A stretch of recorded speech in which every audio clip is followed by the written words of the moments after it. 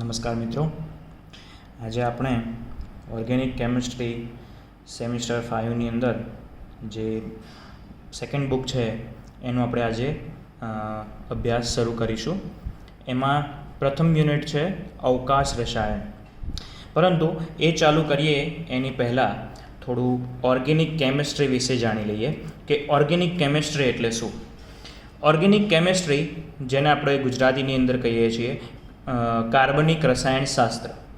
તો જે પણ સંયોજનો કાર્બનિક હોય છે એમનો જે અભ્યાસ કરીએ છીએ તેની જે શાખા છે રસાયણશાસ્ત્રની, તેને આપણે ઓર્ગેનિક કેમિસ્ટ્રી અથવા તો પછી કાર્બનિક રસાયણશાસ્ત્ર તરીકે ઓળખીએ છીએ.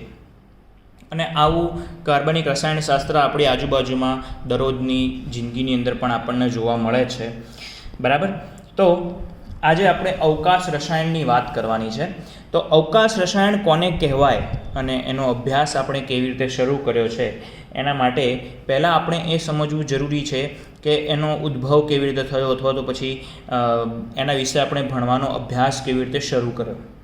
તો એ સમજવા પહેલાં આપણે એક વસ્તુ સમજવી પડશે, સમઘટકો.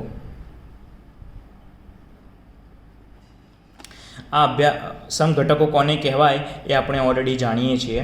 એમને ઇંગ્લિશની અંદર આઇસોમર કહેવામાં આવે છે. બરાબર. આઇસોમર્સ એટલે કે સમઘટકો તેને કહેવાશે કે જેમના જે કાર્બનિક સંયોજનોની અંદર અણુસૂત્ર સમાન હોય પરંતુ ભિન્ન બંધારણીય સૂત્ર દેખવા મળે.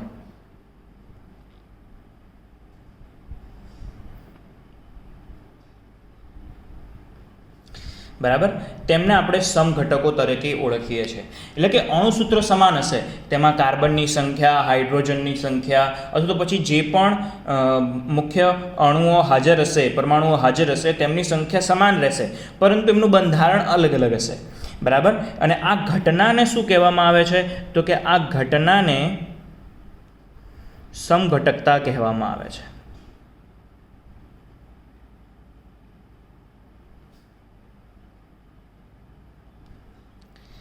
હવે સમઘટકતા કહેવામાં આવે છે એને આપણે ઇંગ્લિશમાં કહીએ છીએ તો આઇસોમરિઝમ કહેવામાં આવે છે. બરાબર. તો આનું એક ઉદાહરણ દેખી લઈએ આપણે.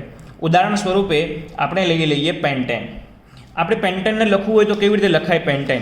તો કે ભાઈ CH3 CH2 CH2 CH2 CH3. બરાબર.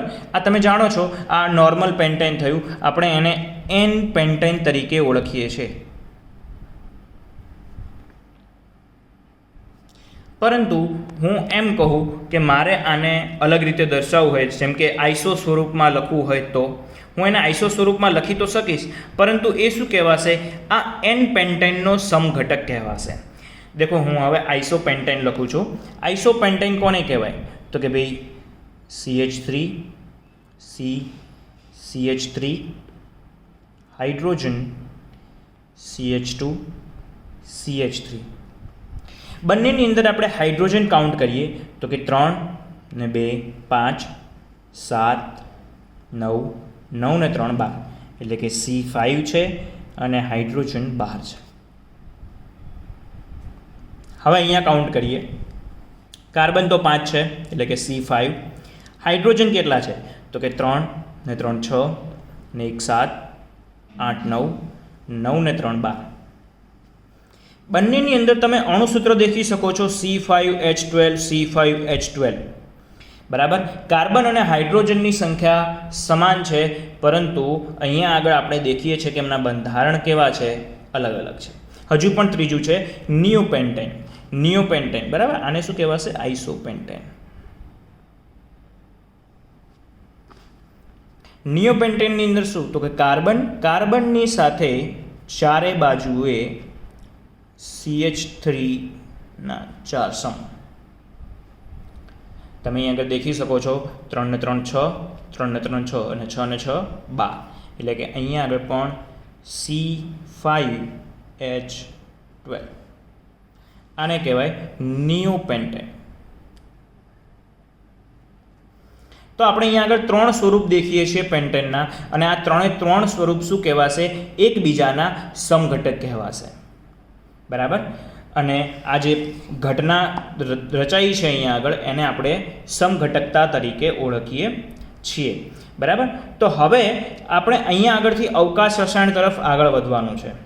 તો કે ભાઈ આ જે સમઘટકતા છે એ સમઘટકતાના કેટલા પ્રકાર છે? તો કે સમઘટકતાના 2 પ્રકાર છે. એક છે બંધારણીય સમઘટકતા,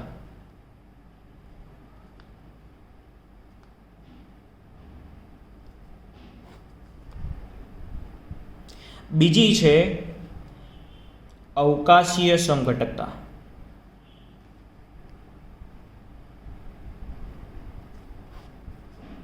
હવે બંધારણીય સમઘટકતા તમે સમજી ગયા કે ભાઈ જેમની અંદર અણુસૂત્ર સમાન હોય અને બંધારણીય સૂત્ર અલગ અલગ છે, એ બધી બંધારણીય સમઘટકતાની અંદર આવશે, બરાબર. તો હવે એક વસ્તુ અહીંયા આગળ સમજો કે ભાઈ અવકાશીય સમઘટકતા કોને કહીશું? તો કે અવકાશીય સમઘટકતા પહેલા અવકાશ રસાયણ કોને કહેવાય છે? એ અહીંયાથી ઉદ્ભવ થાય છે. તો કે ભાઈ કાર્બનિક સંયોજનની અંદર અણુની અંદર રહેલા પરમાણુઓ અને પરમાણુઓને પોતાની રીતે જે ગોઠવવાની જે રચના છે અવકાશની અંદર, એની જે ચર્ચા કરતું રસાયણશાસ્ત્રની જે શાખા છે તેને આપણે કહીએ છીએ અવકાશ રસાયણ શાસ્ત્ર, બરાબર. અવકાશ રસાયણ શાસ્ત્ર એ ઓર્ગેનિક કેમિસ્ટ્રી એટલે કે રસાયણશાસ્ત્રની એક આખી શાખા છે જે બહુ જ વધારે વિકસેલી છે, અને જેના કારણે આપણે પદાર્થો એટલે કે જે ઓર્ગેનિક કમ્પાઉન્ડ જે સંયોજનો છે એમના વિશે ઘણા બધા મહત્ત્વના ગુણધર્મો જાણી શકીએ છીએ. એ કેવી રીતે રિએક્ટ કરશે, કોની સાથે રિએક્શન આપશે, નહીં આપે, એના ગુણધર્મો કેવા છે, એની પણ જાણકારી આપણે મેળવી શકીએ છીએ, બરાબર. તો એ બધી જ જાણકારી આપણને મળે છે, બરાબર. તો અવકાશ રસાયણ શાસ્ત્ર. એના પછી છે અવકાશીય સમઘટકતા. તો કે અવકાશીય સમઘટકતા કોને કહીએ છીએ? તો કે ભાઈ જેની અંદર અણુસૂત્ર સમાન, બંધારણીય સૂત્ર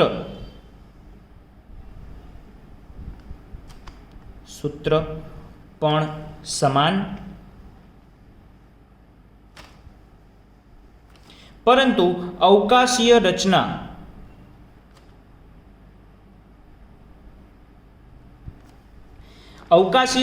એમની સમાન હશે નહીં.